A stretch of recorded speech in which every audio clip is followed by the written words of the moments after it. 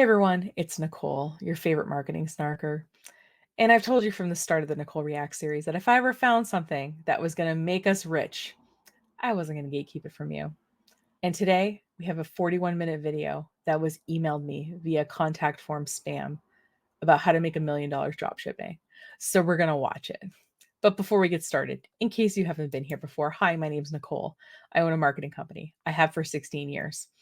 I have worked with a lot of different kinds of clients, even some big ones. I come at this with some actual experience, not only working with my own stuff, but working in lots of other industries on their marketing as well. So as I mentioned, today's video came via contact form spam. Maybe I'll put it on the screen for a second. It's just not a very interesting email. And this video is on a channel called the Ecom King. It has over 500,000 subscribers, and the video that we're going to watch today is called "The Best Way to Start Dropshipping Now to Make $1 million!" Exclamation mark. I like how usually the gurus will put the income claim in the thumbnail of the video versus the video title, but this guy, he's getting right to it. So today's video is 41 minutes, and by the end of it, we are going to be dropshipping kings and queens and non-binary people of royalty. So just get ready for that. I'm not really sure how we're gonna make $1 million off drop shipping because of the fact that it's really hard to make a lot of money drop shipping. It's a pretty quote unquote easy business to get into in terms of you don't need a lot of upfront costs and things like that. But you also have to do things like source products. And then you have to have multiple places to source the products because let's say someone puts in an order and then your typical supplier is out. You have to have backup suppliers so that you can ship the order on time. You have to do customer service. You have to spend a lot of energy, obviously, getting people to your website, which in general, these dropshipping websites can look pretty generic. So I'm not really sure how we're going to learn enough in 41 minutes to not only enter a very competitive industry, but to make $1 million in it. But let's see. Maybe he has some cool tips and tricks. Maybe they're just unconventional. Maybe they're actually unethical. We'll see.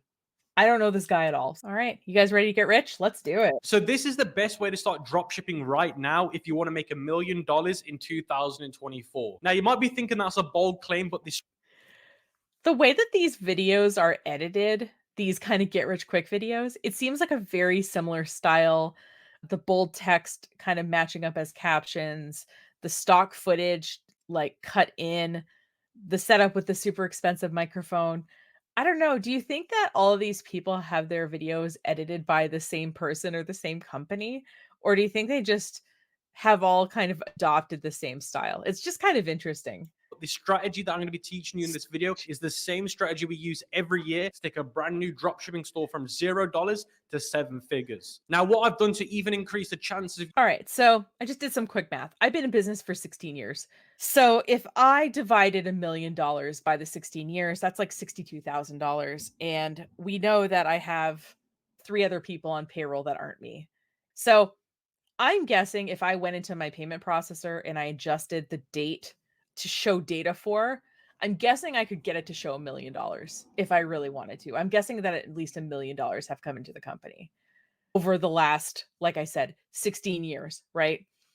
So I get that we're showing screenshots, but like in addition to, like I said, being able to sort of manipulate what the dashboard shows, we also have Photoshop, right? So we could fake this if we wanted to, but okay. you guys seeing the success is I've created a free Google Doc sheet that's going to contain every single step. And once we've hit 1,500 likes, it'll be in the pinned comment and in the description below. And the goal, honestly, guys, is to hit 1,500 likes within the first day of this video being uploaded, because this video is going to be an absolute value bomb that you're not going to find anywhere else. Okay. Should we go look at the value bomb before we watch the video? Let's go look at it. I don't want to forget. This video has over 2,000 likes and it is a pinned thing. So let's go take a look at the value bomb. Free theme for Shopify. Here is apply here for the mentoring program. And all of the best ecom deals are in the link tree. And I'm guessing this is a bunch of affiliate links. Fine. He's giving us a free resource. He can sell some stuff. I just want him to disclose that they're affiliates. What I like about this document is that it is 20 pages, but the font is giant and there's a ton of space. I'm just going to scroll. If you hate scrolling, close your eyes to show you. I mean, this thing probably could have been 5 to 10 pages, I'm guessing. So it looks like there is 13 steps and then some recommended videos. Okay. So I'm guessing that this drop shipping and growing the drop shipping company hinges on using TikTok. I don't want to give away any content that might be in the video, but I will include access to this document as well as to the original video in the show notes, like I usually do. Sorry, I stopped him like 30 seconds in, but I had to go see what that document looked like. And I was worried I was going to forget, you know, because I'd watch this video and then I'd be rich and then I'd forget to have done it. So as you guys can see, I'm refreshing Oh, the screen and the numbers are going to stay the exact same. And as you can see, they did. And the online store sessions equated to $1.5 million. And you can see there's only $6,000 in draft orders. So you know that all the sales are legit. Now, if you look over year by year, this store's increased by 39% in sales, meaning that every single year, this store just keeps achieving more revenue. so first of all, this could be a legitimate dashboard. I think the reason he refreshed it is because, like I said at the beginning, it's really easy to Photoshop stuff if you really want to. But if we look at the very middle box here, it says total orders, and we see orders by date, right? You see that the orders kind of are high in sort of January, February, and then they dip down after March, and then they're pretty flat from like April through September, and then they go up again. So it's not like the orders seem to be continuous. Not that that's necessarily a problem if you're making $1 million, but I want to point out that this income, even if it could be a lot, could also be irregular. And I'm wondering if he's going to address that when he gives us our training. But So if I show you another Shopify store analytics, you okay. can see this one's dated from the 1st of January 2019. You can see this store's achieved $1.1 million. So as you guys can see, I'm going to refresh the screen and the numbers are going to stay the exact same. And as you can see, they've stayed the same. And you can see that the online store sales have contributed to the majority of the sales, and draft orders only equivalates to around about $22,000. All right. I'm going to take it at face value that this guy has made two Shopify stores that have each made over $1 million. But just to kind of zoom in a little bit on the dates here, that says January 1st, 2019 to January 3rd of 2022. So if he's recording this in 2024, so I'm really curious what kind of sales this site has right now. And if we look again in the middle section where it says the total orders, we see that the orders here are really cyclic and interesting. A spike around maybe December or January of 2019, 2020, and then a spike in December of 2021. So it seems like these are spiking around the holidays, which I mean, a lot of websites make a majority of their income, or a lot of even small businesses around the December holidays. So that's not necessarily unusual. But this data is at this point 2 years old. And maybe, again, he recorded this maybe in the past. Let's say he recorded this a year ago or at the very beginning of 2024, like 6-ish months ago. This data is still old. I'd be really curious what the site is doing now. I also want to know what the URLs are for these stores, because it would be nice to be able to independently verify this traffic. Like if we knew this was bestkeychains.com or something, we could go and actually look at it. And like I said, sort of independently verified that he's getting a certain amount of traffic, like that he says he's getting. And in this case, it looks like he's gotten 700,000 ish hits to the website. Oh, that's store sessions. I'm not super familiar with Shopify analytics in terms of how they term things, but store sessions, I think, is different IP addresses accessing the website. I would guess that's what that is. And if we look at the conversion rate of the store, which is how the percentage of people who bought something after they actually came to the site, it's 0.87%. And I've talked before that, obviously conversion is different for different industries, but Shopify has done a couple of big studies, and I think one of them said that the average conversion rate is between 1 and 3%. So this is converting a little bit lower than average. And then I just rewound to the previous, and you see that this site is converting at 2.98%. So this one is converting a fair bit higher, which is interesting, right? If he built both websites and he considers both of them successful, why is one converting at almost 3 times the rate of the other one? Do you know what I mean? So, All right, I'm going to get back to where we were. 125. $1,000, showing you that this store is also legit.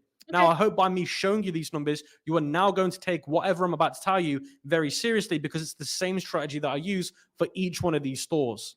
So, guys, stage one to my proven formula of achieving $1 million in 2024 with a brand new dropshipping store is understanding what makes a winning product and how you can enable a winning product very quickly. Sell a product around the biggest events upcoming in 2024. So, for example, you've got sports events that are happening, you've got election year that's happening, and then you also have other things like the Olympics happening. Now, you're probably thinking, how did I know that all these events are coming up? You can literally go to ChatGPT, type in what are the biggest upcoming I mean, I don't know if I need ChatGPT to tell me what's going on in the world, but I guess if you don't keep up with the news or something like that, that could be a events in 2024, and ChatGPT will literally tell you the same ones that I've just mentioned. Now, you're probably thinking, why does it matter that it's an election year? Why does it matter that it's the Olympics this year? Why does it matter that there's these festivals this year? Because there's already going to be natural momentum towards these things. So if you sell products within these niches that these events are in, you're already going to be selling to engaged buyers. Now, the most important thing is once you find out So I'm gonna compete with the Olympics about offering merch.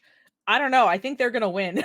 one of these upcoming events that you can capitalize on, you need to give yourself around about 2 to 3 months to sell to these people to make it worth it. So, for example, if one of these events is in November, you're going to want to start selling in July, August. That way, you're going to have enough time to actually capitalize and monetize on these things. Make sure it can also be sold after the holiday event or the event, or turn into a niche market The way this font is, the lack of spacing is so hard for me to read. store, because the last thing that you want to do is have a nice performing store that lasts 4 months and then it dies I like how he showed a screenshot and then we couldn't actually see anything on the screen. out. Make sure Google Trends reflects your product name or niche trending before the event actually starts. So as you guys can see, I'm on Google Trends. I mean, a world event is probably going to end up trending on Google when it starts happening. I feel like you can bet on that. If you were like, oh, I wonder if this festival that's happening in my region is something that people are looking for, then maybe you'd have to test this. But I feel like before the election, if you look up the word election, it's going to be going up in Google Trends, but okay. Trends, and I've typed in Paris Olympics as that's one of the biggest upcoming events in 2024. I've changed it to worldwide past 5 years, and you can see based on web search, this thing's gone crazy over the last 1 to 2 years, and you can see the chart just keeps going higher and higher and higher. Now, you might say, what's this crazy dip here? I Yeah. don't know what this is. Sometimes Google Trends glitches, but you can see So we're going to say that the other data is fine, but that particular data point is glitching because it's not showing what we expect. I mean, listen, sites glitch, I get it, but I'm just pointing out that that's kind of interesting. And the other thing, which maybe he's about to say, but if you look at this data right below where the graph is, it has interest by region.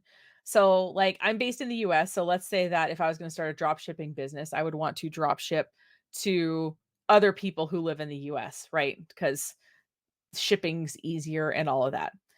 Let's look at the top countries that are looking up information about the Paris Olympics. We have Australia, number 1, then Ireland, United Kingdom, New Zealand, and Singapore. So, yes, this is a worldwide popular search, but if the people in my region or the region I want to sell are not looking up the thing, then it's not really worth much, is it? overall this thing is going crazy, and there's a lot of natural momentum for this event. Now, the point that I'm trying to make here is you're not selling to the actual event, you're just jumping on the interest of people's minds changing because of such a big event. Now, the last thing that I want to mention on this topic is the upcoming events don't have to be huge like the ones that I've just mentioned. They can be any upcoming event as long as you know that there's a market for it. Now, the next step of this process is the product research. So you're saying if it's going up in Google Trends, it's a popular event? Or is there other ways for us to tell whether an event is going to be popular enough to sell products around?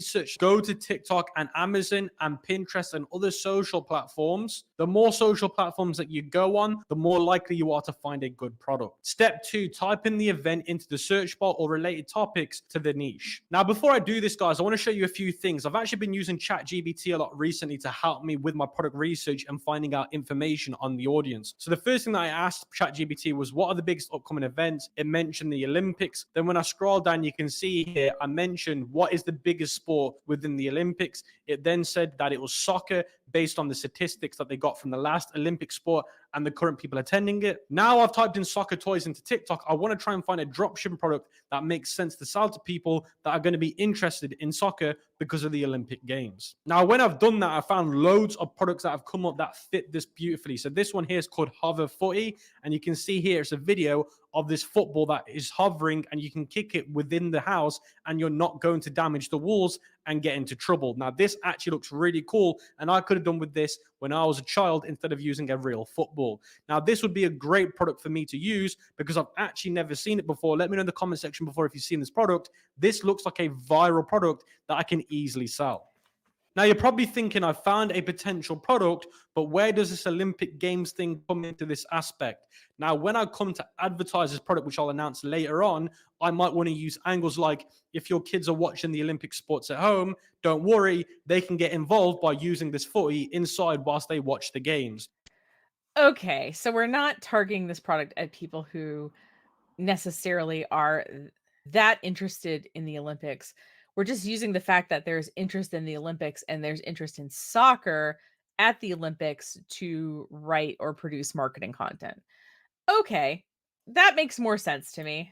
So step 4, search for the products on AliExpress to see if it is actually a dropshipping product. So guys, as you can see, I'm on AliExpress and I've searched for hover soccer ball, and you can see I've got loads of sellers selling this product. Now I've even found one here that's got 4,000 orders, and it's the top selling product in the last 7 days. So this just proves that this is a winning product because it's literally telling me that it's got 4,000 orders and it's a top selling product on AliExpress in the last 7 days. So step 5 is to go back to TikTok where you found the original product and search for the name of the actual product. So before I searched for soccer toy to find the product, now I'm going to search for the actual product, and I want to see if there's going to be loads of videos coming up with lots of views. So for example, this one here has got 30,000 views, 65,000 views, and these are coming from different pages. This one is from Passionate, this one's from Gift Gadgets. Now you can see this video's got 26,000 views, 196,000 views. So you can see there's loads of different people. This one here's got 1.9 million views. This one's got 40,000 views. So you can see there's lots of different pages that are getting lots of views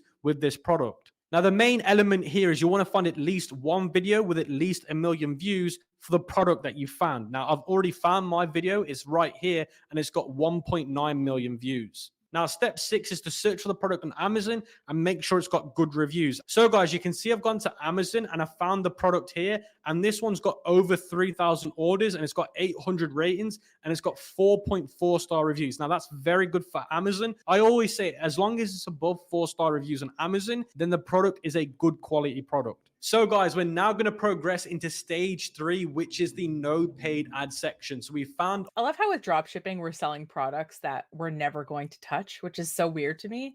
I think a lot of the reasons that people like TikTok shops is you'll notice in all of those videos, the people are actually holding the product and they're using the product. So there's something about being able to see the product in action that I think is really powerful. And I think if you're going to set up a whole store around something, I think that you should have at least one of everything and have touched it and have used it so that that way if your customers have questions you could answer them. I don't know, I feel like that would give you a lot more integrity as a seller. But anyway, let's get back to it. So, I'm kind of curious if he's going to mention this, but what happens when the store in AliExpress that you're ordering from runs out of product and you have orders you need to fulfill? Don't you need to find at least a couple of backup suppliers so that you can make sure your orders are going out on time? I'll be curious if he mentions that, but like that's definitely an issue in drop shipping. I think I mentioned this in a previous video, but I was lightly involved in a drop shipping operation. Mainly, I was doing marketing stuff. But what happened is when the owner went on vacation, I actually took over the website for like 3 weeks.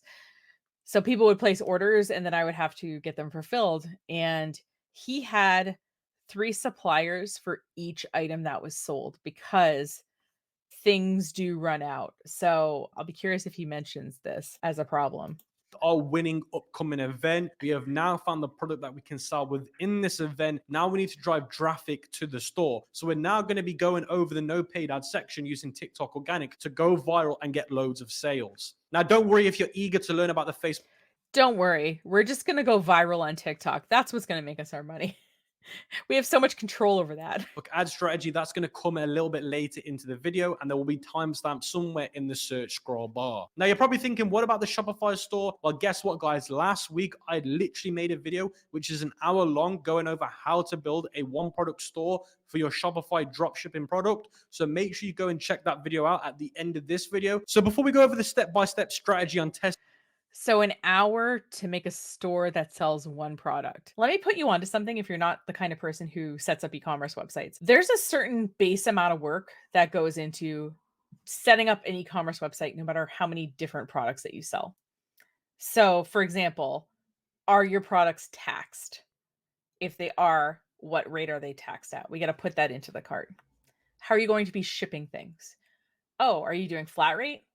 Okay, is it based on the total order amount or is everything flat rate? Is there a free shipping amount? It's a threshold that we need to program in. So if someone orders, say, $100 or $200, that they get free shipping. Are we doing calculated shipping? Okay, are we using just USPS? Are we using UPS? Are we using FedEx? What are we using? Oh, do we want to give people options and have it calculate and see which one's the cheapest and serve that to the customer as their shipping thing? Okay. So there's all these concerns that kind of go into setting up the e-commerce site. So I have people who are like, well, what if I want to do 5 products instead of 10? And what I have to tell them is it's not really that different for me to add 5 extra products. It's setting up all of that stuff, setting up the product categories and all of that. It's the infrastructure that kind of takes the time. And in terms of like bringing in some additional products, that's just some skilled data entry, which is obviously not the hard part of it.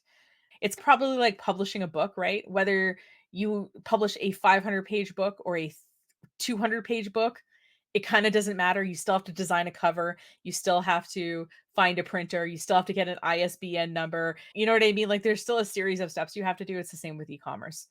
All right, let's get back to it. I'm kind of staying little in the corner because I keep thinking he's going to show some more numbers, but I might change the orientation of this at some point. testing products using TikTok organic, we do need to go over the product criteria. Does the product have a wow factor? The product should be instantly captivating. Now, my product is that football you kick inside your house. That already is going to captivate the market because they're thinking, whoa, I can kick a ball in my house. That's insane. There needs to be a demand and utility. It must address a real need, appealing either to a broad audience or a specific niche. Now, my product is towards the people that love football. They might not have a backyard because they live in an apartment. They might not have a big enough garden. So this is a problem-solving product that they can use within the house. Time efficiency. Choose products that don't require excessive time to create content, particularly if you're a beginner. The initial goal is to master the TikTok algorithm and consistently achieve viral status. So for example, with my product, I'm literally going to record videos of me kicking that in my house or my apartment. So that's very easy to create content around. You want to go for products that are very easy to make content with. Now, Okay, so that means you actually have to buy the product you're going to sell. Okay, I think that's good to know. last thing that I want to mention is pricing strategy. Aim to price the product at a minimum of 3 times the sum of your shipping and the product cost to ensure a healthy margin. And you want to stay below $39.99. Yes, margin was spelled wrong in that slide. So I tend to find that with TikTok organic, if your products are priced over $39, it's hard to sell. Okay. So the sweet spot is between $19.99 and $29.99 to $39.99. So let's get on with the step-by-step. Okay, that's kind of a helpful tip. I'm thinking of the 3 things I bought in the TikTok shop, and they've all been in that $19.99 to $39.99 range. So I could see those products being easier to sell than maybe higher ticket items. Step product launch strategy. Identify accounts with at least 1,000 followers and 1 viral video, a minimum of 1 million views. This indicates potential product demand and social proof. So of course, to do this, guys, we need to go back TikTok and search for the name of our product. Now you can see here I've typed in hover soccer ball. Now on the right hand side you can see other searches for. So all of these here could be potential search terms for the same product. Now I've typed in hover soccer ball ball, but I might want to type in flying soccer ball. You might want to change a few of these keywords to find other videos that you're not getting with these keywords. So as you guys can see, I've searched for another search word called flying soccer ball, and you can see that the videos that are coming up now are different to the videos that are coming up with hover soccer ball. So you want to search for loads of different keywords. That way it's going to help you find accounts and videos. Now, by doing that, guys, I've been able to find 2 different TikTok accounts that match those requirements. And you can see they've got one video here with 4 million views, another video with 4 million views. You can see if I scroll down, they've got other videos with 300,000 views, 1 million views. Okay, so this whole TikTok account is just 100 videos of pretty much the exact same thing. Oh god. The internet can be a depressing place sometimes for content, can it? You can see that this page has consistently gone viral with this product. And by looking at their account and their videos, you can see that a lot of these videos look very simple to make and they look very similar, meaning that this is going to be very easy to shoot content for. Now, another page that I've been able to find is called Floating. I want to apologize to everyone watching this video. I'm a social media marketing person. I make social media content for my clients, but I can assure you that none of the accounts look like this. This is why people hate social media, isn't it? This kind of crap. Me too. Footy.co, and you can see they've got over 1,000 followers, being 2,500, and they've got a video here with 794,000 views, and they've got other videos with 30,000 views, 100,000 views. So you can see that this page has also got a viral video. Now, I class a viral video with anything between 500,000 views upwards of 10 million views. Now, step 3 is market analysis. Use TikTok search functionality with the product name or relevant keywords to compile a list of accounts selling the same product. Analyze their viral videos to identify common factors. Now, the first thing that we're going to do is we're just going to compare both of those 2 different pages that I've been able to find, and then we can look at single videos. Number 1, they're literally doing POV videos, them shooting the video on their phone of their foot kicking it inside off the wall. And if I look at floating football, they're doing the exact same. They're using a wooden floor. You can see wooden floor, wooden floor. They're both using wooden floors,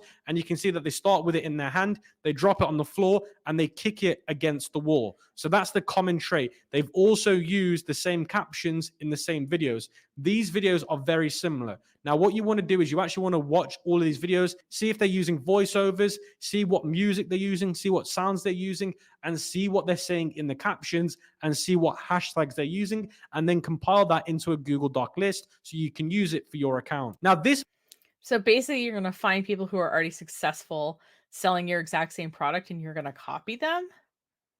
Okay. video here has got 4 million views, and this is super interesting. You can see the angle that they've gone for to attract an audience is, I have found the toy Brazil are using to train for the World Cup. And if I play it, you can see here, they've used that as the caption, and then it shows them doing it. It says it glides and it doesn't damage walls. Now, remember what I said at the start of the video. We're now going to be using this for the Olympics. So this guy is on about it for the Brazil football team. We can say that this team in the Olympics is using this to train. So we can literally use the same angle. And Okay, so we're just going to lie now? I mean, we don't know that the Olympic teams are using this to train.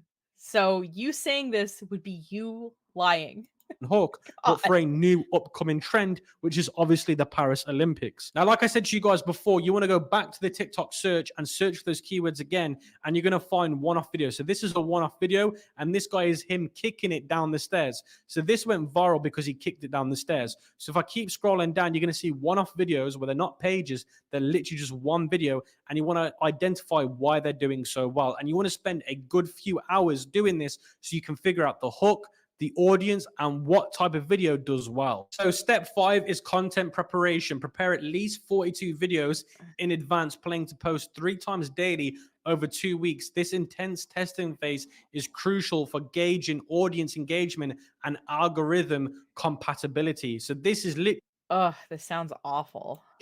the most important section of TikTok organic. This step 5 will make or break whether your product goes viral or it doesn't. Now, you're probably thinking, what about making the content? How do I do that? How do I figure out how to edit the videos? I've literally made a video about 3 weeks ago teaching you guys step by step how to get your smartphone, how to record content, how to edit it on CapCut. So in this video, I'm going to be giving you a completely free course on TikTok organic. Yes, you heard me correctly. A completely free course on how you can do TikTok organic and earn up to $10,000 per month. So make sure you check that video out. So This is not the only video I need to watch for dropshipping because there's other videos that he's referencing here. So we're actually going at a pretty good pace here. We're at about the 13-minute mark. This guy is moving faster through ideas than most people have that we've watched on this channel. But I think there's like 12 or 13 steps, and I think we're at step 8 or something. So I'm kind of wondering why this video is so long. Like what's going to happen at the end? Because I feel like we're going through this information pretty quickly. At the end of this one. Now, step 6 is Oh, 6. persistence and patience. Okay, we're at step 6 out of 12, but we're at 13 minutes in. And so if he takes the same amount of time covering the next 6 steps, that's another 13 minutes. Again, it still feels like the video shouldn't be as long as it is, but we'll see.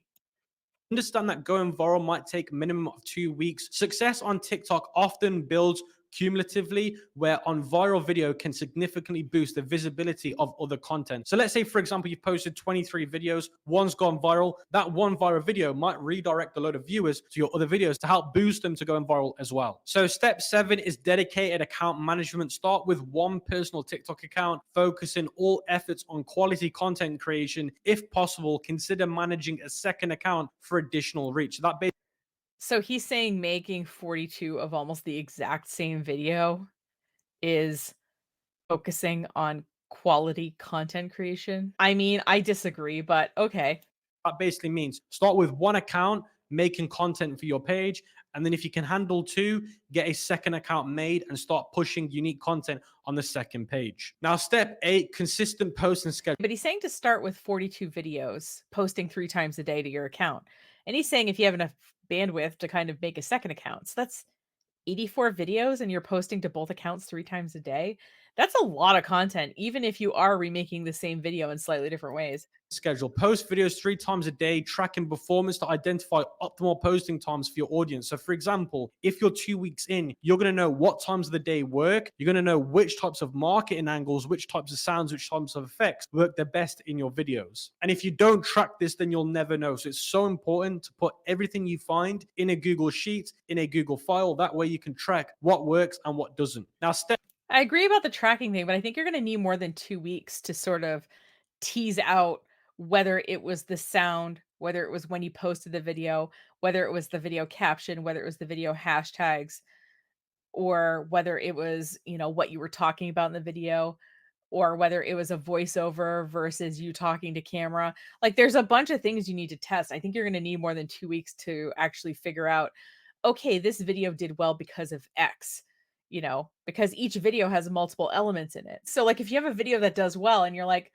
okay, it was a voiceover POV with this trending audio and this caption, this hashtags. What you're going to need to do is, for example, try that trending audio with one of your less popular videos. Does it make that video do better? Okay, then maybe it wasn't the trending audio, or maybe that trend passed and that's no longer a trend anymore. Okay, let's try one of the less popular videos and put the same hashtags I used in the popular video. Does that help anything? You see what I mean? Like it's a lot more iterative than I guess a 2-week process, in my opinion, especially if you're going to be testing different factors like that. But let's get back to it. Step 6 is strategic hashtag use. Apply 3 to 5 hashtag strategy per video, mirroring the approach of your most successful competitors. So if you look at the most viral videos of your competitors, you can I just rewound a little bit. I have not pointed out the last 2 typos that I saw in the slides, but let's look at this slide and look at the fact that there's no space between mirroring and the in mirroring the approach. And also successful is spelled with a Y and not with a U. At first, my eyes thought maybe it was the font that was hard to read for me, but thankfully there is 2 U's in successful, and the second U shows me that the first thing is a Y and not a U. I find when I continuously point out spelling errors, people tend to think I'm bitchy. So that's why I haven't done it, but I'm doing it now.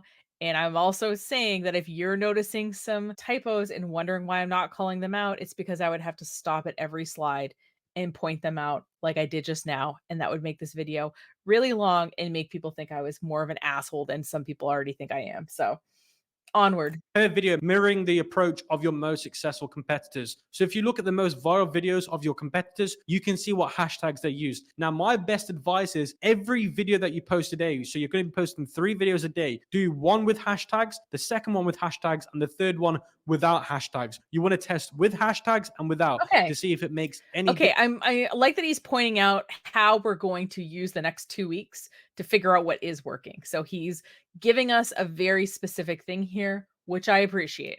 Difference for your account. Step 10 is content optimization. Monitor what types of content yield the best engagement and refine your strategy. So let's say, for example, the first method that you use is the most compelling. Then you need to double down on that and keep making similar content and keep refining it based on users' engagement and comments. Step 11, resilience. Stay motivated and persistent, understanding that success on social media often requires time and adoption. Now, because you guys aren't leveraging money, They wrote adaptation instead of adoption. I'm not sure which is actually meant here, but I'm guessing he means adoption because that's what he said verbally. you're leveraging your time. You have to give the algorithm time to pick this up. And you also need to invest a lot of time in making more videos again and again and again. Now, what I always say is if you're 2 weeks into doing TikTok organic with a brand new product and you've not got one video that's got at least 500,000 views, then I would kill the product and move on. So that's technically my killing strategy. Now, step 12 is cross platform promotion. Extend your reach by posting your TikTok content and repurposing it for Instagram Reels, YouTube Shorts. That way, you're going to maximize your exposure, and you never know. Instagram Reels might do better than TikTok, and you also might want to try YouTube Shorts because that might even do better than the other two platforms. Yeah, I would also post it to Facebook and to Pinterest because people are buying things off of Pinterest. In particular, younger generations are going to Pinterest to buy things, which I think is interesting. I'll link to an article that I saw about it the other day, which I thought was cool. And then people like my mom are on Facebook. Like she's not going to go on Instagram and watch reels, but she watches Facebook videos. So you could target people like that who enjoy the video content but aren't going to move over to Instagram. You can target them on Facebook. And there are services which allow you to cross post videos without you having to manually do it yourself. The one I'm thinking of is repurpose.io, but there's other services as well. But for 25 bucks a month, essentially you upload your videos to one spot and then you connect it to other social media platforms and it automatically reposts it for you. So just know that that technology exists. Platforms. Now, you should only be doing that once you find some small success on TikTok, meaning that at least one of your videos gets around about 10 to 100,000 views. Then you can start trying repurposing. Now, I thought he said 500,000 views was success though. So let's say that I try with a product for 2 weeks and I don't get 500,000 views. Okay, so I drop the product. And then I try another product and I do the same thing and it doesn't work for 2 weeks and then I switch products. How many products should I go through before I know that maybe I'm not great at creating content or maybe I don't know, drop shipping is really hard to be successful at? Now, step 13 is scalability. Apply this strategy to test 6 to 8 products per month, continuously refine your approach based on performance, data, and audience feedback. Well, I'm curious about what he'll say about if these alt products are all on individual websites or if they're just added to the e-commerce site that you initially built. But remember, for each of these products, you are spending hours doing hashtag and video and other research of competitor accounts, of keywords within TikTok, about what content is doing well on those accounts and everything. Okay. So you're spending three, 3-ish hours on that. And then you're spending time making 42 product videos and posting 3 of them per day for 6 to 8 products a month. That's a lot of time. That is at least a full-time job that you're doing this. I'm just saying this to set the expectation of the time you will spend without any guarantee of how much income you're actually going to make.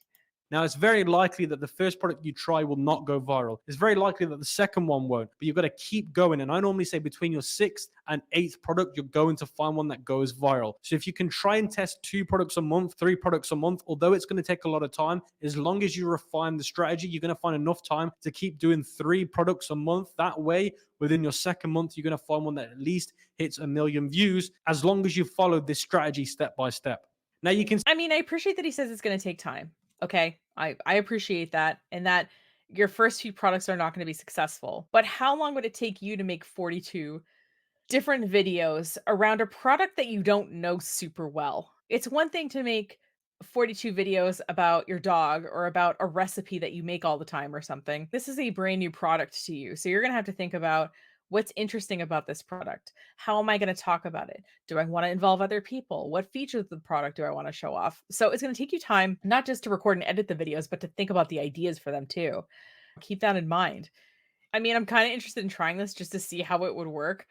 But the idea of recording 42 almost identical videos of me kicking like a hover soccer ball and pretending that I care about it, uh, makes me wanna die of boredom, but You can see in the Google Docs sheet, I've said here, recommended videos to learn TikTok organic. I've left 2 links here to 2 of the videos that'll go even more in depth on how to do TikTok organic.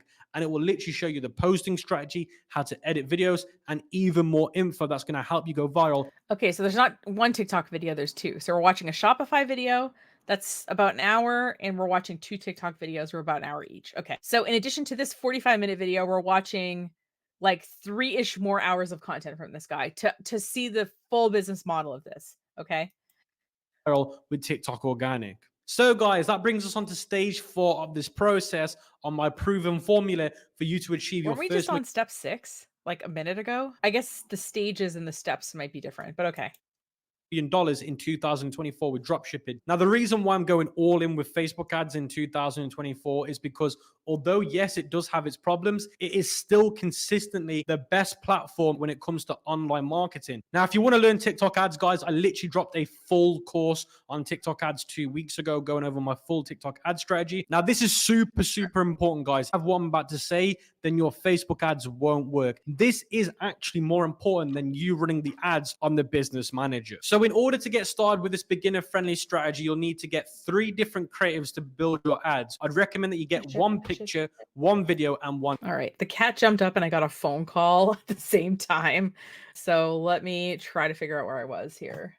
I'm going all in with Facebook ads in 2024 is because although, yes, it does have its problems, it is still consistently the best platform when it comes to online marketing. Now, if you But didn't he just say that we were going to be posting things to TikTok? So why are we running ads on Facebook then? Wouldn't we be running ads on TikTok? But okay. want to learn TikTok ads, guys, I literally dropped a full course on TikTok ads 2 weeks ago, going over my full TikTok ad strategy. Now, this is super.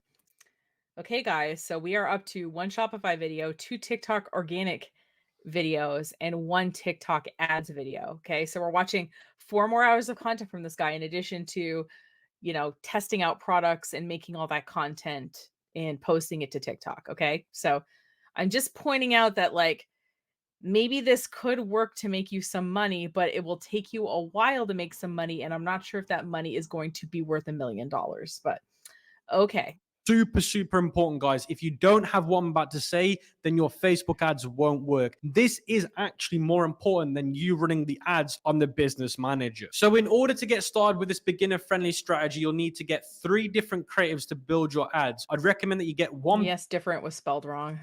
picture, one video, and one carousel ad. If you're unfamiliar with what a carousel is, it's just a logical sequence of pictures that people can side scroll through. Don't worry if your product doesn't really work with any of these types of ads. If that's the case, just double down on one of the others. For example, Well, the other thing too is that if you're running, say, a video ad on TikTok, there's 3 different aspect ratios that they want that video to be. They want a full screen vertical video like he's showing here. They want a more horizontal sort of YouTube style video, and then they want a square video. So, whatever creative you make, you need to make it in those 3 different aspect ratios. if you have a product that has a unique feature that you can see in action, like a posture corrector, you probably want to use 2 videos and potentially skip the carousel. On the other hand, if your product is a home decor item or something where the main wow factor is appearance, then it would probably be a good idea to double down on images, because showing a video of a vase or a table is probably not going to be the useful versus just showing a picture.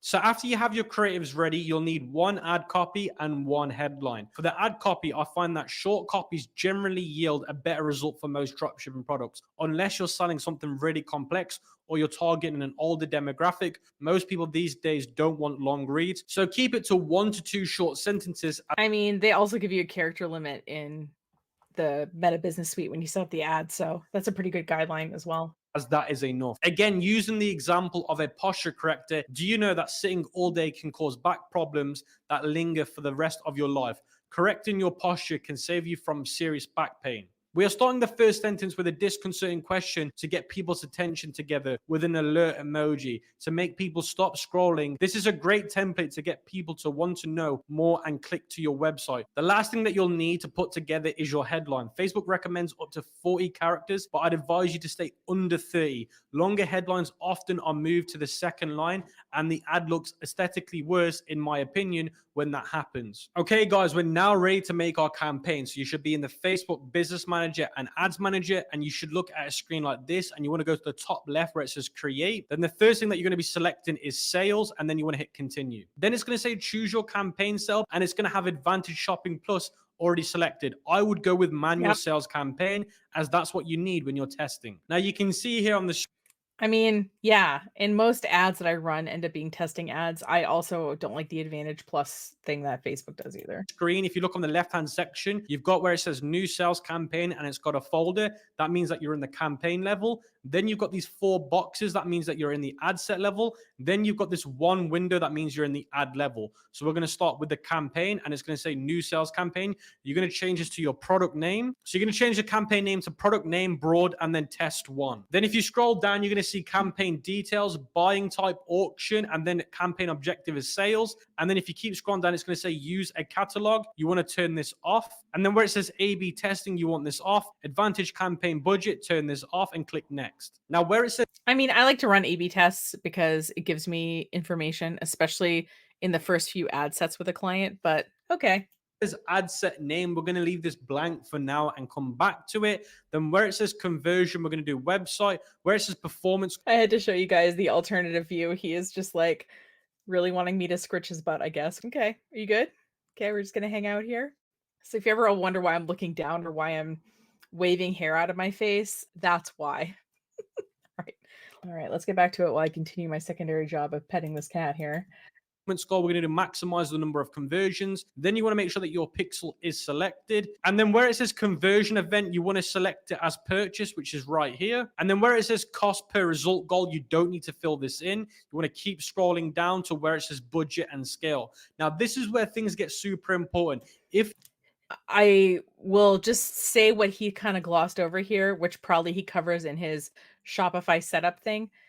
You have to connect your website in with Meta if you want to be able to run ads that are incentivizing purchases, right? Because if you don't integrate it with your website, it doesn't know, Meta doesn't know that someone went to your website and made a purchase because they left Meta, right? So there has to be something that hooks it in. That's typically a pixel. And that's where he's able to pull that information from, is because the website is integrated. So that is a step that you'll have to do with your Meta Business Suite account. And I'm surprised that he didn't necessarily go over that, but I bet he's going to tell us that he has a whole video about how to set up Meta Business Suite, which wouldn't surprise me because that's how he's kind of handled these other details throughout this training is, oh, hey, if you want to learn more about this, there's a whole other video here. I was really wondering how he was going to cover setting up a 7-figure business in 42 minutes. And that's how you do it, is you're really not covering the entire process. You're just going over it and then linking to additional videos that go over it in more detail, the different steps anyway. if your product is priced at $50 or under, you need to set the daily budget to $10. Now, if your product is over $50, then you need to set the daily budget at $20. Now, you're probably thinking, why does the budget matter? Because depending on who you're targeting, if you're selling a higher tier product, then you need to select the type of audience based on the budget. The budget that you give to Facebook will determine the quality of people that they'll show the ad to. Now, you also need to bear in mind that if you're selling a product at $50, you need to be making at least a 3.5x. I stopped filming because I got a text message from one of our 3 biggest clients that said, hey, when you have a minute, can you call me? And I was like, oh no, they're mad about something we posted, even though they've approved everything for posting this month. Or, oh, like they're about to fire me on the phone. Cause that's where my brain goes when I get a text like that. So I had to call because I would have been distracted the rest of this video otherwise. So I called them and it was just like, oh, hey, we want to add this stuff to our marketing calendar for early next week about X, Y, and Z. Can you have some stuff ready? It's like, yeah, that's fine. They're just more phone people, I guess. So, anyway, as I'm enjoying being relieved, not getting fired, let's continue on. But we live in weird times and text messages can be easily misconstrued. I'm just going to back up to where I think we were. Scrolling down to where it says budget and scale. Now, this is where things get super important. If your product is priced at $50 or under, you need to set the daily budget to $10.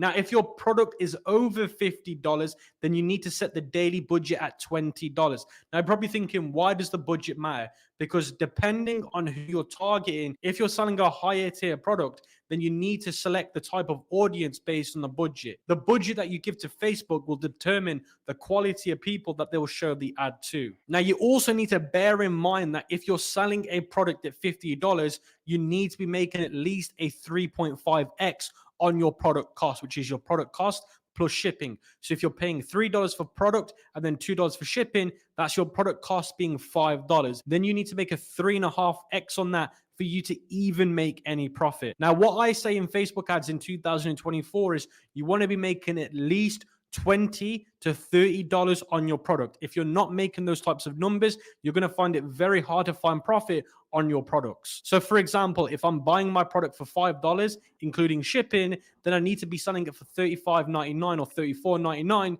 to make some good margins where it makes sense to advertise it on Facebook. Now, where it's Okay, I'm just about to point out to you here that we're setting up an ad set, which means we're going to start spending, in his case here, $10 a day to run ads to this product. So we're making content, we're doing all this research, we're finding suppliers, we're running ads. We haven't made a dime yet. And up until this point, all of our efforts have been our time, which clearly is worth something, but it's not something we're paying for. But here we're about to start paying Meta for some traffic. So, yeah. So now we're losing money until we start making money. Although I'm sure he would argue that, okay, well, I'm only doing an ad if a conversion happens, right? Which means a purchase is made on the site. But the thing is, people purchase for different amounts of money. So they're not saying like, oh, you're going to guarantee make $20 on this, right? Someone could go to your website and only buy $10 worth or $5 worth. They could buy $100 worth. You're just paying for some kind of purchase, not an amount of a purchase, some kind of purchase, which is why things like average sale amount on e-commerce sites is something that we track, because if we know that on average we make $30 a sale, but we're spending $10 to send someone to the site to make that sale, well, we're still making more money than we spent. So it is, in that case, quote unquote, working. But man, the idea of buying a $5 product that is like made of plastic, probably by people who are underpaid, and then selling it at like 30 times the amount I paid for it. I don't know. It just feels really gross to me. But anyway, where it says start date, you want to set this for the next day, midnight. So for example, today is the 13th. Now I've selected the 14th and I've put it at 00. That way it's the next day. And that way our ads are going to spend evenly. Then it's going to say budget scaling. You don't need to worry about this for now. This is more scalability types of ads. For now, leave this unmarked. Now, the next important part is going to be your countries and audience control. Now, for locations, I put the United Kingdom, United States, Canada, Australia, France, Germany, Norway, Sweden, Ireland. Now, you should always be targeting the US, UK, and Canada. Those are the three staples. But on top of that, you can then choose European countries. And for example, mine is Sweden, Germany, France, Ireland. Now, you can add. okay, he lives in Sweden. That's cool. But remember to set up international shipping. I'm sure he goes over that in a Shopify video, but if you're taking out ads internationally, you got to be ready to ship out orders internationally too. I mean, it goes without saying, right? But I guess I said it anyway. Add more to it if you want, guys, but you should only be targeting the top tier European countries within your campaign. Now, of course, the more countries that you add, the more expensive your ads are going to get. Now, these are the ones that I stick to these days, and you can take a print screen of them, or you can just copy them from the video. Now, if you scroll down, you're going to see minimum age. I set it at 21 because I don't want low quality people looking at my ad. So by doing that, you're going to cut out That's right. If you're under 21 watching this video, this guy considers you a low quality person. a lot of low quality traffic to your ads. Then you're going to see languages. Now you can either set this to all languages or English. Those are the two options that I'll give you. Now, if you scroll down again, you're going to see Advantage plus Audience. This is a new feature that's very powerful within Facebook. And what you want to do is you don't want to have a custom audience. You want to leave the age at 2165, gender, obviously, depending on your product. If it's a male only product, select male. If it's a female only product, select female. But for now, I'm going to do both. Then where it says detailed targeting, you need to think about the product that you're selling. Now, let's say, for example, I'm selling a posture corrector, or even case I'm selling that flying or hovering football. I might want to type in football. And you can see here on the drop down menu, it's coming up with employee for football or football interest. Now, you only want to select the interest, not employee. So every time you look at these interests, only select where it says interest. Don't select where it says employees. You only want to select the name of the topic, and it should say interest next to it. Now, there's two good options here, which is football and football sports. Either one would be great. Now, it is super important that you have this feature turned on, which is Advantage plus Audiences. This is a new feature that will drastically help with your audiences when it comes to your ads. You can see here, I can turn it off. You can see where it says switch to original audience options. You don't want that. You want to use this Advantage plus option. Then if I mean, I built my own custom audiences that I have found work really well, so I don't want it to show to more people. I did have one situation where I turned it on a couple of weeks ago, actually for our co-working space, because the audience I had selected, I think, was too small.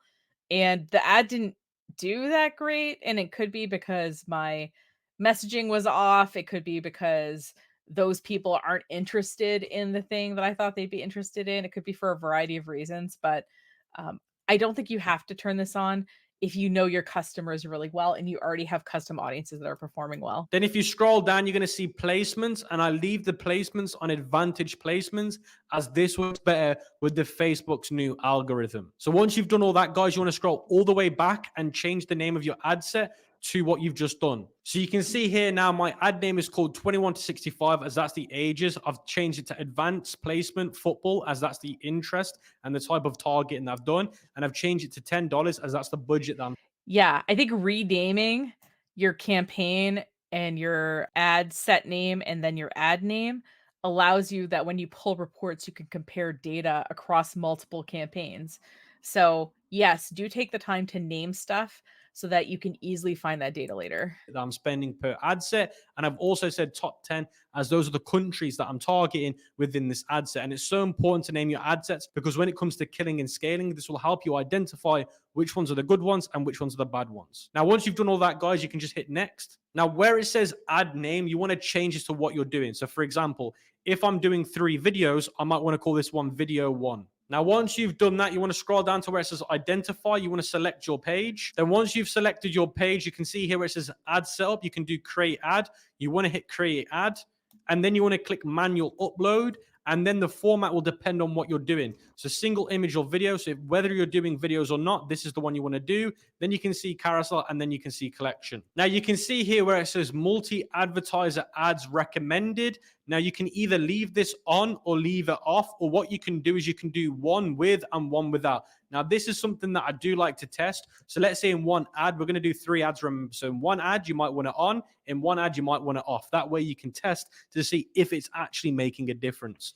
And because this is such a new feature to Facebook, it's always good to test it within one of the ads that you're setting up. Now, where it says add media, you obviously want to add your video or your image here. And then where it says primary text, that's where your ad copy. I think it's interesting that he's going over this in such detail here. There was other content like setting up the dropshipping website or researching their products that I think he could have gone over, but instead he decided to make a separate video. I wish he would have actually made a separate video for this, because there is a lot of detail involved. And I think it would really help people to understand how he's making these decisions as he goes along, and even maybe being like, okay, here is the first 3 campaigns you're going to run and exactly what they look like and what we're testing with them. I think that would be really helpful, because the way that it's going through right now, I am very familiar with Meta Business Suite. It's one of the things I feel like I'm the best at in terms of what I do for work. But I'm even finding the way he's going through this a bit confusing. So if you're watching this and being like, ooh, this seems like a lot of details. Why is he making those decisions? Please know that like I would have broken this out into a separate video and gone through each decision, why I made it, and then maybe like I said, I would have had, okay, here's the 3 campaigns you're going to start with and why. I think that would have been a little bit easier. Just really give people the framework to start thinking about these ads because unlike say setting up a Shopify website, which you're only going to have to do, I guess, one time, running ads is something you're gonna have to continuously do. So it is important that you understand the steps and why decisions are being made at different points, in my opinion. Goes that we made. Now, where it says headline, this is obviously where your headline is going. And then where it says description, I normally put free track shipping in this section. And then where it says call to action, I always do shop now. And then where it says website URL, you always want to put your product page URL here and you always want to test it. A lot of people put their URL there, but they don't test it. Always put your product page URL here and test to see if it works. Now, once you've filled all of that information, But see, the natural question there is, how do you test it? You know? Like, so as he's going through this, I know he's trying to go through it quickly, right? But in going through it quickly, he's breezing over a lot of stuff that feels confusing, especially to somebody who might be unfamiliar with this platform. information in, you want to scroll all the way back up into the top left where it says video 1, or let's say it says carousel 1, and then you want to click the 3 dots, click duplicate, and you want to change this to 2 different copies. As in total, you should have 3 creatives. So now we've got 1, 2, 3. So what I might want to do now is I might want to change one to video 2 and upload the second video that I've got made. Now, again, if you're doing carousels instead of videos, you're obviously changing it to carousel instead of a video. So what I would do here is I'd select the second video, use the same ad copy, the same text, everything's the same, but the He told us at the beginning that ideally you should use a photo, a video, and a carousel. So I think he should carry through with that example here to back up the information he was just telling us. video. And then on the last copy here, I might want to do a single image. So I might call this image 1. Now on my last ad, I might want to change the name to carousel 1 and change this into a carousel and start uploading my carousel images. So in this hypothetical example, I'm doing 2 videos, 1 carousel. So what I would do is I would fill out this carousel. You can see here where it says add creative, you can see carousel cards. You need at least 2 cards. You can click add image to cards, and then you can select the images. Now, if you're doing a carousel, you're probably thinking, is it the same for each card? You can see card 1, and then you can see card 2 down here. So you're going to be using the same headline, the same description, and the same product URL for each carousel card. You're not changing them. They're going to all be the same. And you want to be using 3 carousel cards. You don't want to be doing 2. You only want to be doing 3 cards on a carousel, no more and no less. Then once you've done that, guys, you want to come to the top left again, and you want to duplicate the ad set, which is the one with the 4 boxes. You want to duplicate this 4 times, which means in total, you're going to have 5 different ad sets. And once you've done that, click duplicate. So guys, the only thing that we're changing in the duplicated. Okay, and in the campaign, remember, we're running this for $10 a day, and we've just duplicated the ad set to for 5 total. So we're spending 50 bucks a day on ads here. Okay? Just keep that in mind. Ad sets, if you come to the top left, you can see them here with the 4 boxes, 1, 2, 3, 4, and 5 with the original. We're only changing the interest. If you go back to the ad set, you can see it should now say copy at the end of the name. We're just going to scroll down to the actual interest, which is here, and we're going to delete it, and we're going to add a new interest. Now, the interest that we're going to now target is a different type of interest to the audience. So we've targeted football for my product. Now I might want to try, instead of targeting football so directly, I might want to just type in sports. So you can see here, sports is an interest. So I'm going to select this, scroll all the way back and change this as a name to sports, because this is the new interest that I'm targeting. Then I want to get rid of copy at the end. Then again, for the next ad set that I've copied, I'm going to delete the copy at the end of the name, scroll down and choose a new interest. Now, this new interest might be something totally different. For the record, I agree with this approach. I think this is a really smart way to figure out, okay, what is the actual interest that is driving purchases, right? Because that's what he's doing here is he's basically running an ad set not just to drive traffic to the website and he's only paying when there's going to be a conversion, but he's testing the interests. So I think that this is a smart approach. I'm just pointing out if you're trying to make $1 million drop shipping, you're going to be spending at least 50 bucks a day. And like he said, your first few products might not work. So you do have to have some money in the bank that you're willing to sort of, you know, throw away in your efforts of testing this to find something that might work. To me, this is more fun than a scratch off ticket, but, it's similar in terms of it might not work. I mean, some people gamble for fun. You could do this for fun.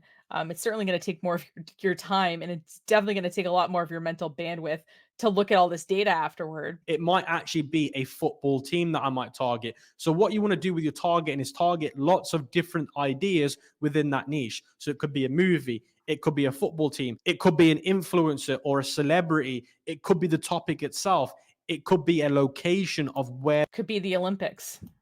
that sport or where that person participates in. You don't want to just go for the same stuff like soccer, football. You don't want to go with too many similar interests because then you're not widening your audience. Now, once you've changed the interest for the ad sets and you've changed the name for the ad sets, you just want to hit publish in the bottom right. Now, once your campaign has been published, it should be under review and it should be running. Okay, so when he puts this text on the screen, that is in that report that we looked at the beginning of this video. I can tell because of the font size. I think that's where this text is coming from. At midnight the next day. Now, you want to let that ad run for 3 days. It's extremely important that you do not touch your ads for 3 days. Now, as a beginner, I know how hard it is to look at the money being spent and no sales coming in, or you start to make small edits to the ad sets. Don't do that at all. I can't emphasize this enough, guys. Whatever you do, literally sit on your hands or freeze your hands. Do not make any changes, even if the analytics look bad. Editing an ad set resets the optimization. Do not touch anything for 3 days. I had a client last year and we had an ad set that was doing really well. And he's like, "Oh my God, can we get in?" And I was like, "Nope, we're not going to touch it.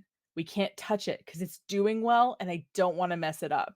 So if you're watching this and you've had a marketing person when an ad is doing well and you want to make a little change to it and they're like, "No, no, no, no, this it's valid. This is why." So let's say day two comes and you start touching it, you could have literally ruined what day one done, and all that money you spent has now been burned and literally gone to nothing. The first thing that you want to check after 3 days of running the ads is simple: which ad set got a sale? If no ad set got a sale after 3 days, it's time to turn it off and to replace it with new ones. To do this, simply duplicate the bad ad set, change the interest, rename it, and publish it, and duplicate and turn off the original. That's literally all you need to do. Check your Okay, so what he's saying is if you don't get any purchases, with these ads, right? So he's saying spend 10 bucks per set, have 5 sets running for 3 days. So that's 150 bucks, right? So what he's saying is spend 150 bucks and if you haven't made any money, go through, change all of the interests on each of the 5 ads and then spend another 150 bucks running them to different interests, okay? At this point, you could maybe spend 300 bucks and not get a single purchase. check your purchase column, replace any ad set that does not have a purchase after 3 days of running. So guys, how you would do that is you'd come back to your ads manager. As somebody who runs these kind of ads a lot, but doesn't necessarily do it with a purchase conversion like this. I've done them before, I just don't do them super often. What's interesting is he just kind of told us that we could burn through our entire budget, which, by the way, we're supposed to only be paying when someone makes a purchase, right? We're optimizing for that purchase conversion. But even in optimizing for that, we could still burn through our entire budget without any purchases. So keep that in mind. Ads manager, go to the campaign section here, and you can see this campaign here. I'm going to select it. I'm then going to go to ad set, and then I'm going to scroll down to where it says purchases. So you can see here website purchases. So you can see here this ad set got one purchase. So this one can be left on. These can be turned off and deleted. And then what I want to do is once I've deleted these and turned them off, I can now duplicate the Why are you deleting them? Don't you want to keep that data so that you don't run ads to those interests that aren't performing again? one with the purchase and start targeting different interests. So I'm going to hit duplicate. And the only thing that I'm going to do when I duplicate this, guys, is change the audience. So I'm going to scroll all the way down, and you can see this is the interest that I targeted. I'm going to click suggestions, and I'm going to pick one of the ones that Facebook has suggested for me on the new Okay. duplicate. Now I can't Okay, so you're taking the ad set that performed well and you are letting Facebook make suggestions about similar audiences and running the ads to that. That makes a lot of sense to me, actually. can't emphasize this enough. If you turn off all your ad sets because they all didn't get a sale, then you need to replace them with another 5 ad sets. You should always have 5 ad sets running at any given time. So if you turn 3 off, replace another 3. If you turn off 2, replace another 2. You should always Why? have 5 ad sets running at the testing phase. You shouldn't just turn them off and leave them off. You should always have something replacing them. And remember, the only thing you change is the interest, and you change it based on suggestions of a winning ad set, or you just look for a completely new interest if you haven't got any sales or any winning ad sets. Now, you want to repeat this process until So I just want to point out that this guy has a lot of experience, obviously, with this topic, right? Running ads and building dropshipping business. And I have a lot of experience running ads too. But we looked at his ads that he was just running, and there was only one ad set that resulted in a conversion. Okay. So even if you have experience doing this, that doesn't guarantee that you're going to get results because maybe people aren't interested in the product. Maybe those people that are interested in the product just aren't on Facebook. Maybe it's the creative. Maybe your website sucks. Like, there's a variety of things that could keep people from making that final purchase. And you have to test for a lot of it. It's not something you necessarily know. Now, the other thing is that all of these trainings talk about ads. And the reason that they talk about ads is that it is the quickest and easiest way to drive traffic to something. If you wanted to drive traffic organically, right, you're going to have content on your website that is being indexed by Google. So, how to articles or blog posts and stuff that is sort of unique maybe to your product niche. You're going to maybe start reaching out to other people who have websites or platforms and see if they'll, post with you about stuff. So that's going to take time to coordinate that and build those relationships. You might try to get some traditional media to cover your product or service to get links from those trusted sources back to your website. There's a series of things that you can do to get free traffic. It's going to take time to get there. But if you spend $50 a day driving traffic to your website and you get hundreds of people looking at your product and no one's buying it, I guess that tells you that maybe this product isn't it a little bit more quickly than it would be to create a whole organic campaign of building up traffic to a website.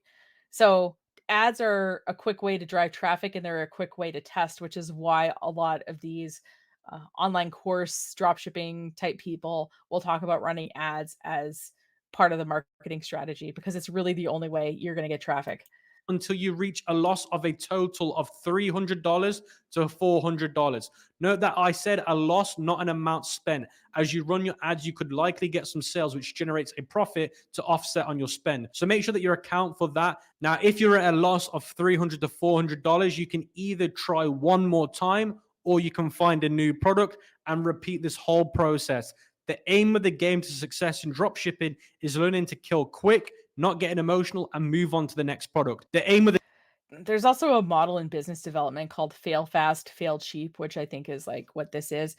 But remember, he said it could take us 4 to 6 products to get here. So 6 products times $400 is $2,400. So you could be spending a fair bit of money testing these ads too.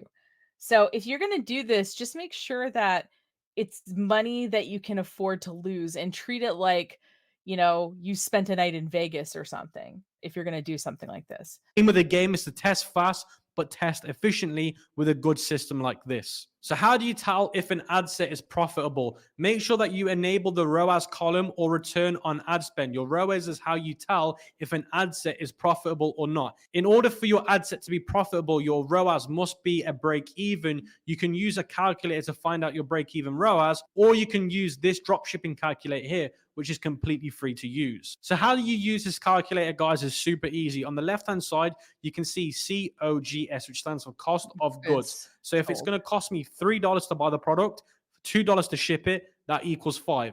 Now, if I'm selling the product for $34.99, I'm going to put $34.99. So you can see here my cost multiplier is 7, my profit margin is 30, and my break-even ROAS is 1.2. So this number here basically means as long as I'm above it, I'm making money. If I'm below it, I'm losing money. So let's say, for example, in my Facebook Ads Manager, it's showing me that I'm at 1.9 ROAS. I'm making money. So you can see here, I'm back in my Facebook Ads Manager, and you can see my break-even ROAS for this ad set is 0.31, which means I'm Loss. in a loss. It has to be greater than 1.2 for me to be profitable. So that's the easiest way to figure out if you're profitable or unprofitable. After your first 3 days, check, you should have at least an ad set that ran until day 5. If it had a sale and on day 5, you should check the ROAS. If it is above break even ROAS, then congratulations, you have a potential winning audience.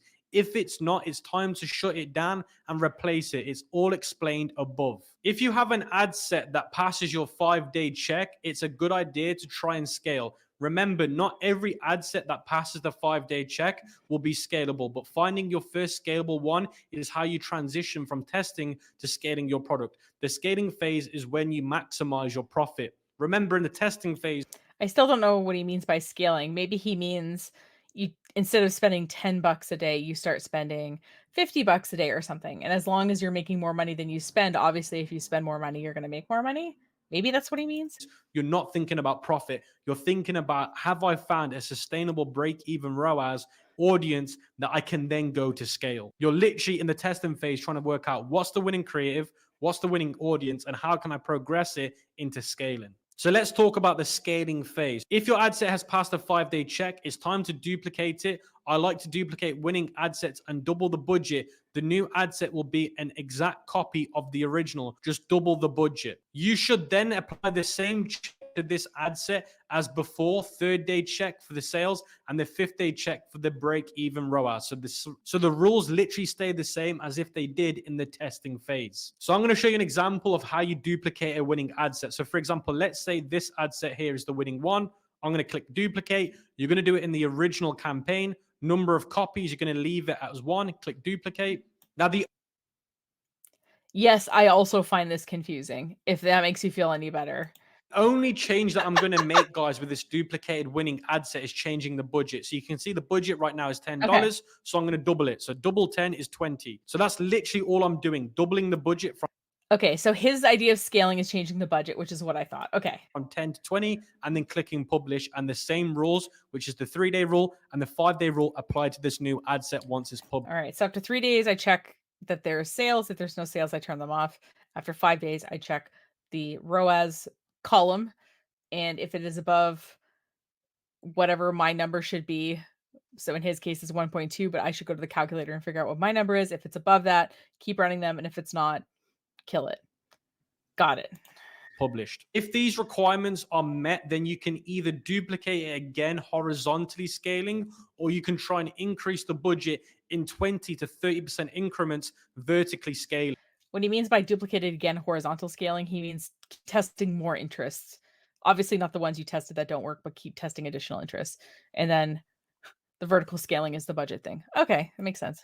Do not go over 30% increments or it might reset the learning phase. So what we're trying to say here, guys, is let's say, for example, this is my winning ad set. I've duplicated it by increasing the budget double. Now I've got 2 options. If that carries on doing well, I can either scale it again by duplicating it again, increasing that $20 by either 20% or 30%. Or I don't change the budget and I just duplicate it 3 times. So let's say I don't want to increase the budget on the second version. I just want to hit duplicate and change the number of copies between 2 or 3. So let me explain that again. Let's say the first round of scaling works. I increase the budget from 10 to 20. That $20 budget one is now done very well. It's profitable after the 5th day. I'm now either going to increase it again by duplicating it by 20% or 30%, or I'm going to duplicate it by just 3 times to 2 times. So I either have the option of increasing the budget in a new ad set, or I duplicate the $20 one by 2 or 3 times. That way I'm choosing vertically or horizontally. Now, in my opinion, I'd actually recommend that you try both options to see which one works best on your ad Okay. account. Once you transition into the scaling phase, remember to keep adding new audiences to the test. With your winning audiences in your testing campaign, your scaling ad sets do not last forever. So you must keep testing new variables that you can keep scaling once your current scaling ad sets run out. So what that basically means, guys, is if you find a winning ad set, don't just think, oh, this is going to last forever and I can just keep scaling it. You have to constantly find new audiences to scale and new creatives to scale. Do not underestimate the importance of new creatives. It's very easy to fall into the trap of neglecting new creatives, especially for beginners. It's very easy and appealing to just duplicate ad sets, test new interests, increase budgets, and keep doing it again and again. Do not fall into this mistake. Creatives are one of the best, if not the best way to scale your marketing. By adding new creatives to winning audiences, you can scale your marketing spend without having to continuously find more and more winning audiences. I'd advise you to make a new set of 3 creatives to test every single week. Launch it in your testing campaign with one of your best audiences and run it through the same test we applied in the testing phases above on this cheat sheet. So Let's go over how much time we're spending here, okay? Maybe we should do some math. Maybe we should do some math. All right, I spent an inordinate amount of time trying to get a whiteboard to happen. What I'm probably going to do is either film a sort of whiteboard thing at my office to add into here, or I'm going to put on a screen what my calculations were and narrate them at this point. Hey everyone, Math Nicole. I was going to do this on a sheet of paper so that you could see the worst handwriting that my 7th grade French teacher had apparently ever seen, but I realized that I needed a spreadsheet because there was a lot of factors here. I've made the link to the spreadsheet available in the show notes of this video, and you are welcome to go look at it. So let's talk a little bit about this. First of all, the rows that are in yellow are actually things that I added in because I thought they should be there, and either he glossed over them or he didn't talk about it. So for example, if we look at line 12, we see that you have a TikTok, an Instagram, and a YouTube account that you've been posting to, but guess what? Just because you posted content to it doesn't mean you don't have other things to do with it, like moderate comments, check messages, maybe keep posting content if the products are going well. So yeah, we had to put some time aside for that kind of thing. Now, if we look at the columns, we have one-time cost. So that means like it cost you some money, or a recurring cost. So for example, a one-time cost would be you buying a product from AliExpress to be able to test it out.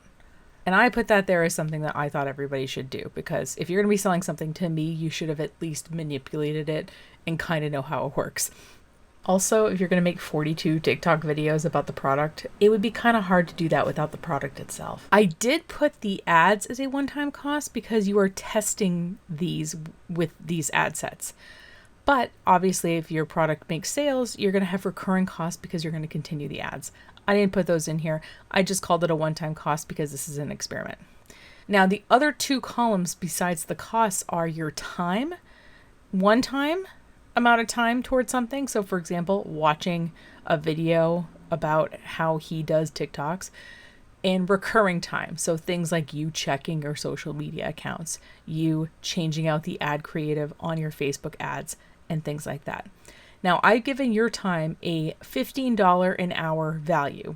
Now, in case you don't feel like assigning that value to your time, maybe it's worth more, maybe you just don't want to cost it out as anything, I put the amount of hours in the places that take time. So one time will be stuff that takes place one time, and then recurring will be things that would take place every month if you continue to advertise the product.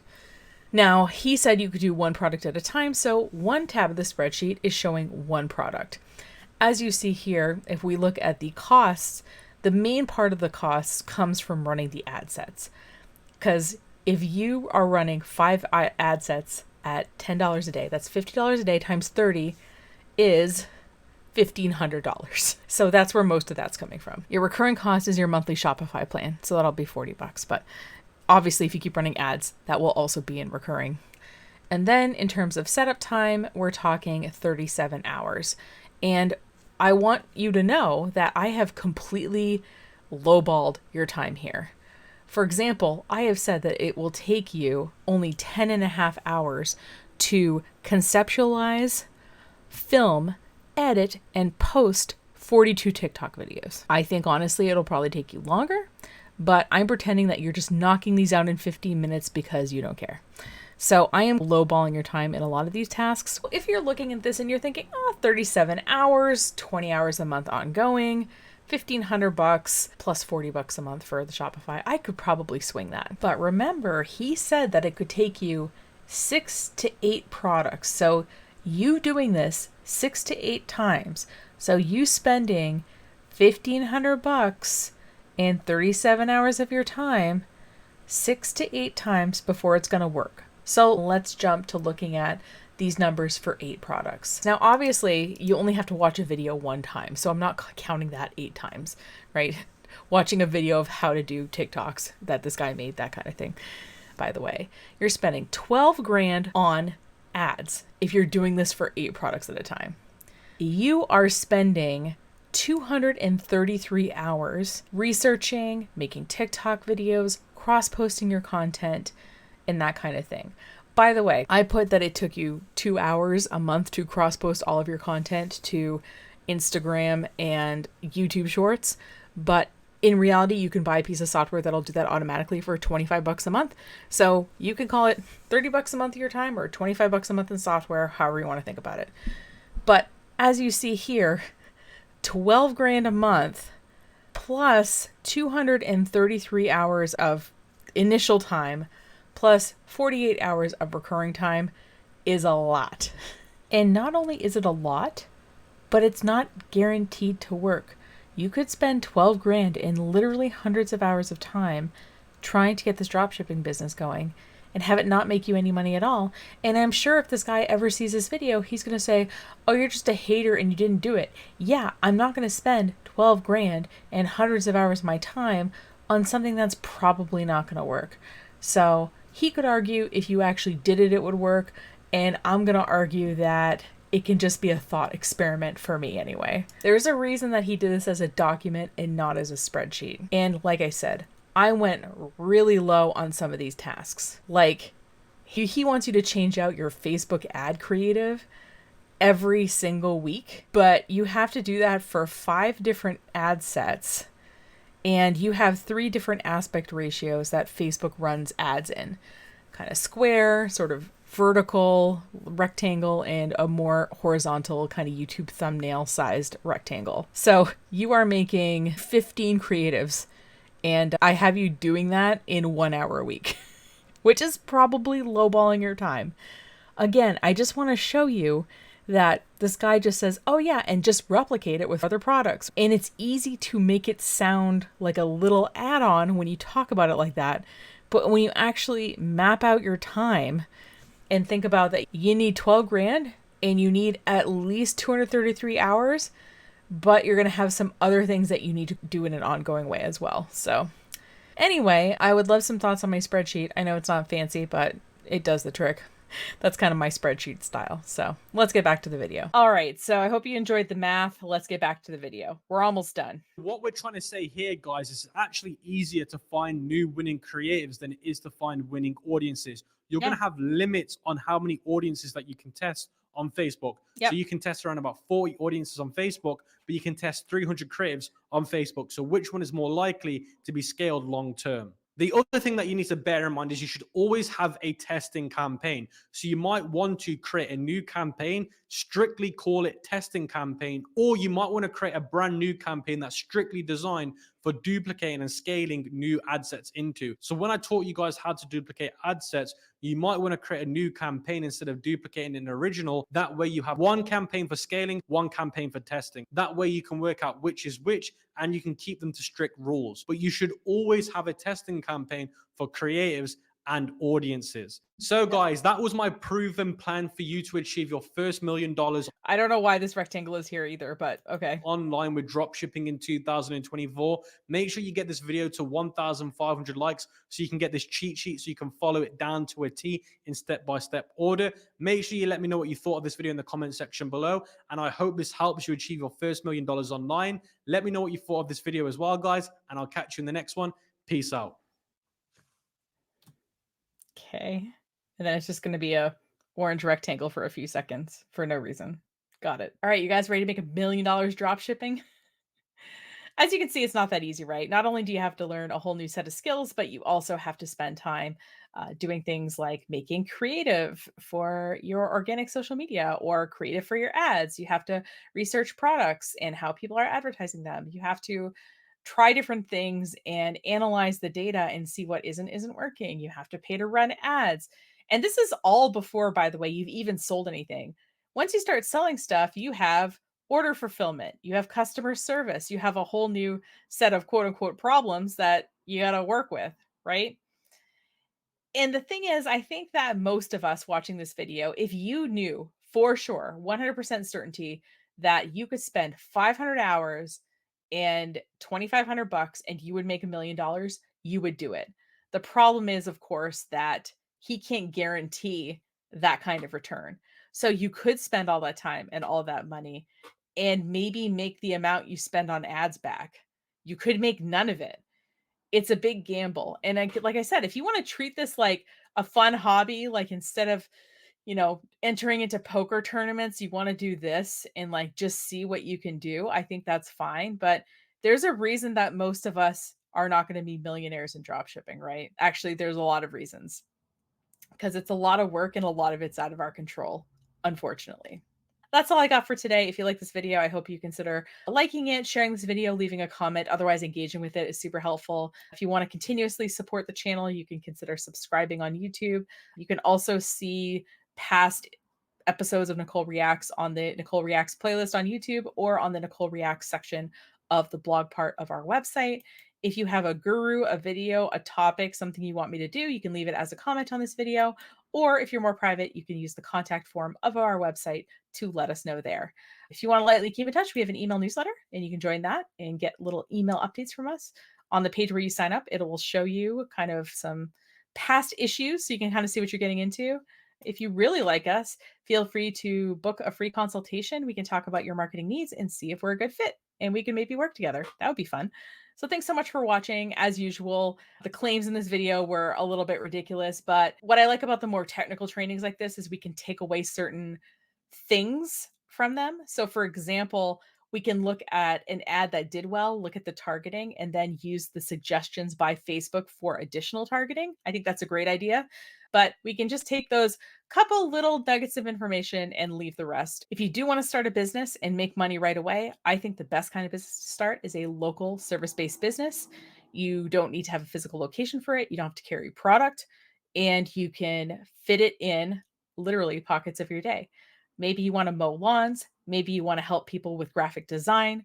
Maybe you want to do any number of services that people will pay you that they don't want to do themselves.